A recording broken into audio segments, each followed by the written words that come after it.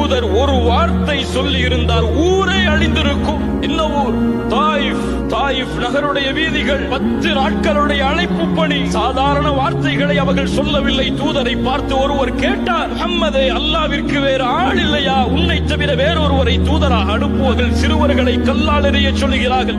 பைத்தியக்காரன் ஓடுகிறான் என்று விரட்டுகிறார்கள். 10வது நாள் கண்களில் இருந்து கண்ணீர் வடிந்து இரத்தம் முகமெல்லாம் ஆகி அல்லாஹ்வுடைய தூதர் நடந்து வரும் பொழுது ஜிப்ரீல் வருகிறார். அல்லாஹ்விடம் இருந்து சலாமை சொல்லுகிறார். ஜிப்ரீல் அவர்கள் சொன்னார்கள், இதோ அல்லாஹ் 2 மலக்குகளை இறக்கி இருக்கிறான். மலையுடைய மலக்குகள் அவர்கள். தூதரே, நீங்கள் கட்டளையிட்டால் போதும், இந்த தாயிஃப் வாசிகளை ஒன்றோடு ஒன்றாக சேர்த்து 2 மலைகளுக்கு இடையில் இவர்களை நசுக்கி விடுகிறான் அல்லாஹ். சொன்னார்கள், இல்லை, வேண்டாம்.